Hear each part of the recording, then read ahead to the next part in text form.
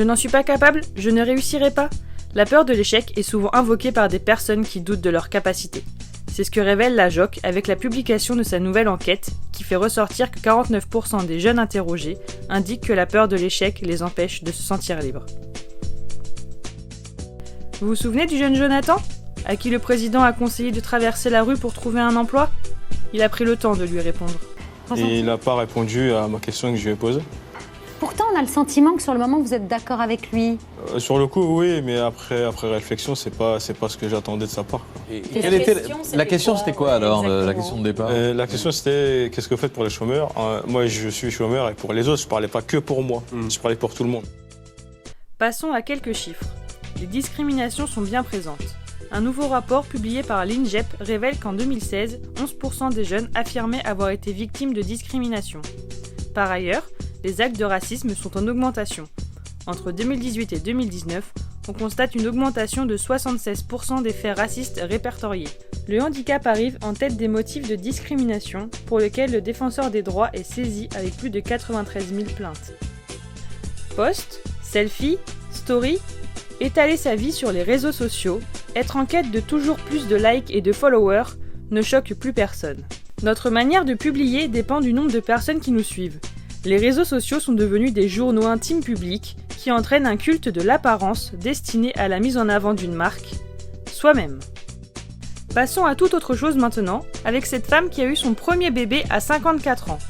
Je vous rassure, le bébé va bien et la mère veut même en faire un second. Rappelons tout de même que l'âge moyen pour faire un premier enfant en France est de 28 ans et demi.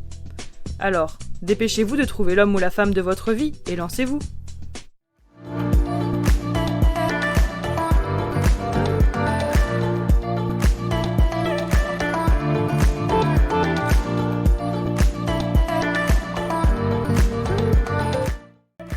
Ils me font rire à dire qu'on est 49% à avoir peur de l'échec.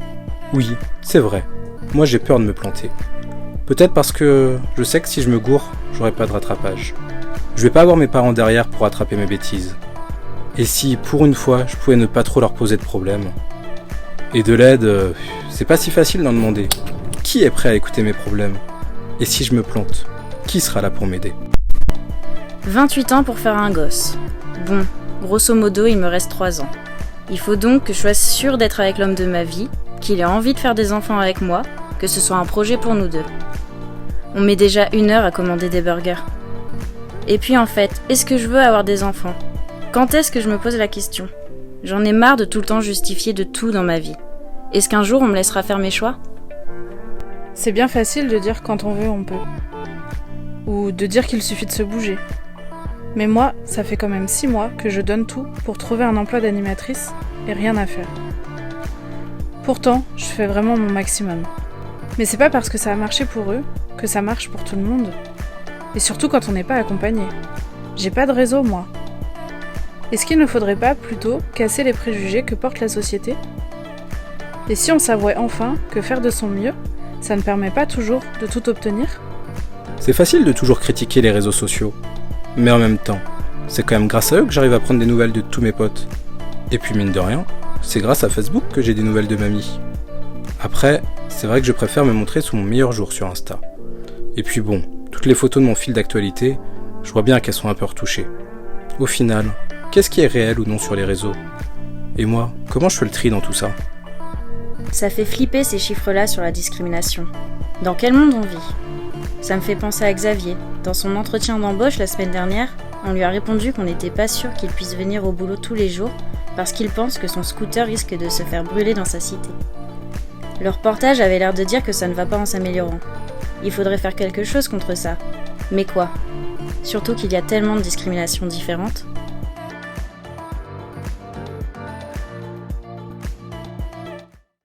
La société doit évoluer pour mettre l'humain au centre. Il n'est pas normal que la peur du regard des autres ou la pression des images imposées comme modèle de réussite nous empêche de construire nos vies. La JOC souhaite que chaque jeune du milieu ouvrier et des quartiers populaires puisse construire son projet de vie librement.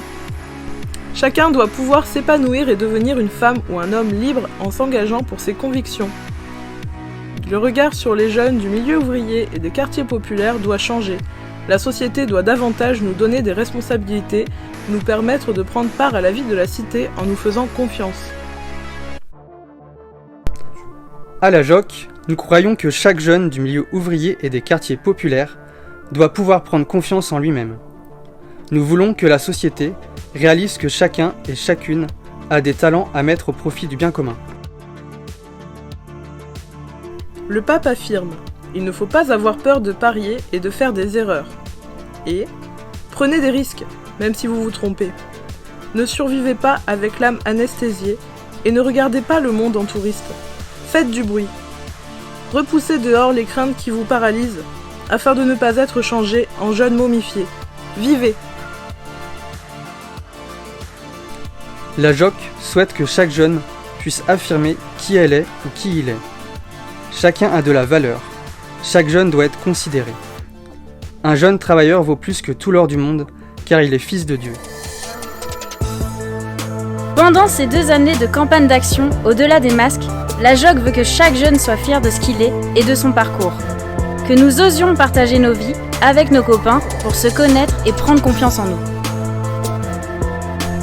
Grâce à cette campagne, nous développerons notre esprit critique et réagirons aux images véhiculées par la société. Nous prendrons du recul dans nos relations avec les autres et nous découvrirons que nos différences sont des richesses. Et enfin, nous agirons tous ensemble pour lutter contre les stéréotypes, les discriminations et l'exclusion. Tous ensemble, allons au-delà des masques et luttons contre les préjugés. Allez, c'est parti!